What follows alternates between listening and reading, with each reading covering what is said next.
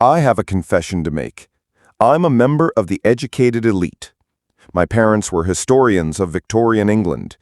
Our turtles, when I was growing up, were named Disraeli and Gladstone. The culture in our home was think Yiddish, act British, very stiff upper lip. We showed no emotion. These were the words of the famous writer and commentator David Brooks. He further said, "When I was 7, I read a book called Paddington Bear and decided I wanted to become a writer. That has been central to my identity ever since. In high school, I wanted to date a woman named Bernice.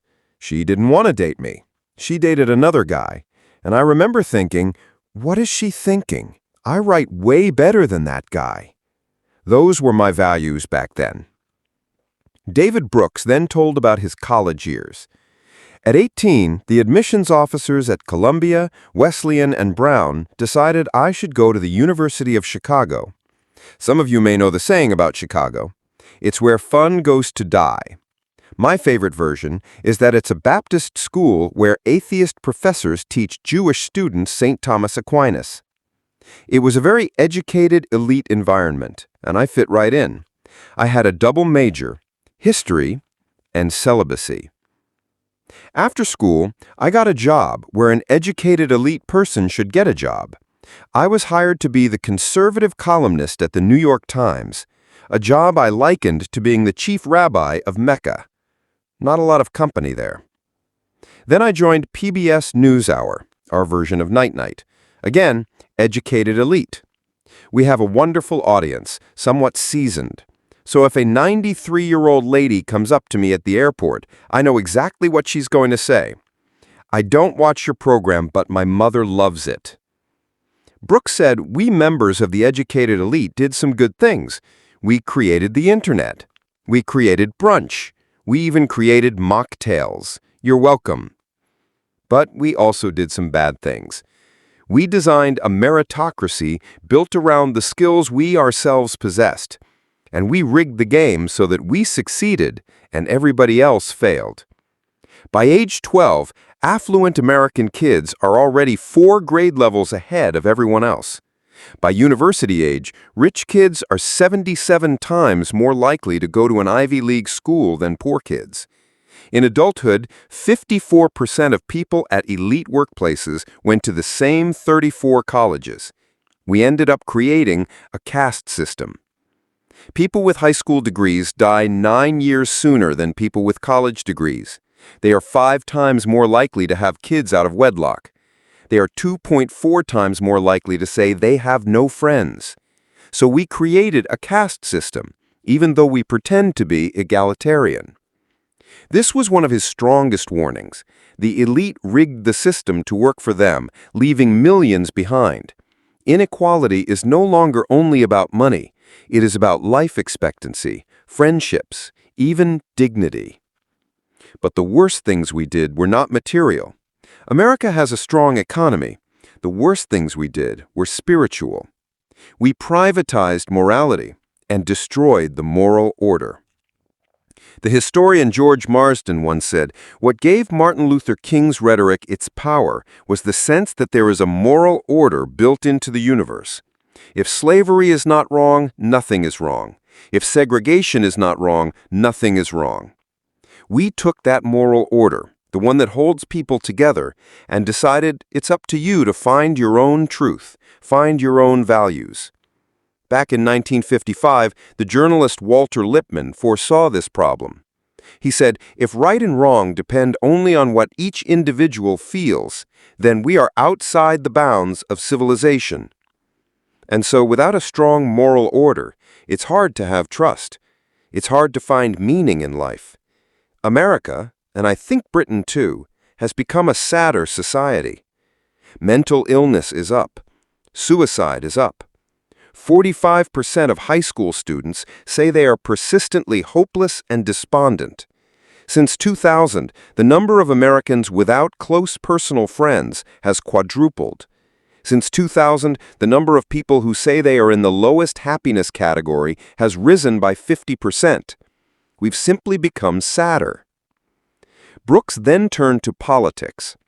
The third thing the educated elite has done, and this may not please you, is that we produced Donald Trump. Some people think he is a populist, but Donald Trump went to the University of Pennsylvania, an Ivy League school, and became a billionaire. Elon Musk went there too. J.D. Vance went to Yale.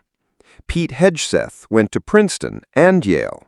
Stephen Miller went to Duke. Laura Ingraham of Fox News went to Dartmouth. They represent the educated elite. Here is where Brooks was blunt. Trumpism is not true conservatism. It is elite narcissism turned into populist anger. It tears down, but does not build. So this makes them astoundingly incompetent. I understand why people voted for Trump, but I'm telling you, as someone on the front row, do not hitch your wagon to that star. Donald Trump gave away bargaining chips with Putin before negotiations even began. Elon Musk has 25-year-olds firing people who controlled our nuclear codes. It's like Sam Bankman-Fried being put in charge of the nuclear arsenal. Elite narcissism destroys every belief system it touches. Conservatives believe in healthy institutions. They are anti-institutional. Conservatives believe in gradual change, like Edmund Burke taught. They are about disruption. Conservatives believe in constitutional government.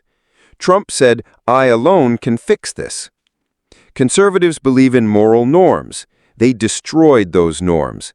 And finally, they destroyed faith. Judeo-Christian faith is rooted in service to the poor, the immigrant, the stranger. I went to Namibia, South Africa in the 1990s and 2000s. I watched people die of AIDS. Then I went back with my friend Mike Gerson. I saw 25 million lives saved. I saw people living lives of dignity. And what was one of Trump's first acts? He eviscerated that program. My friends are conservative evangelical Christians who want to fight sex trafficking, fight poverty, preserve national security. Trump declared war on those very Christians. Then Brooks asked the central question, what now? How do we come back? We already are. When I ask people to tell me about a time that made them who they are, they never mention a vacation in Hawaii. They talk about suffering, the death of someone, the loss of something, moving away from home, starting a vocation. The theologian Paul Tillich wrote, "Moments of suffering interrupt your life. They remind you that you are not who you thought you were. They carve through the floor of your soul and reveal a cavity beneath. And then they carve through that floor and reveal another cavity below. In suffering, you see yourself more deeply than ever before. And at that moment, you can either be broken or broken open." Nations, too, can be broken open. We've been through this before, between 1820 and 1848, in the 1860s, in the 1960s. We've always grown not through comfort, but through rupture and repair. This was Brooks's hope. America's story is not only decline, its story is also renewal, again and again. I'm a conservative. I believe we are heirs to a great spiritual legacy. Genesis teaches we are made in God's image, the foundation of democracy. Exodus teaches we wander, but we reach the promised land.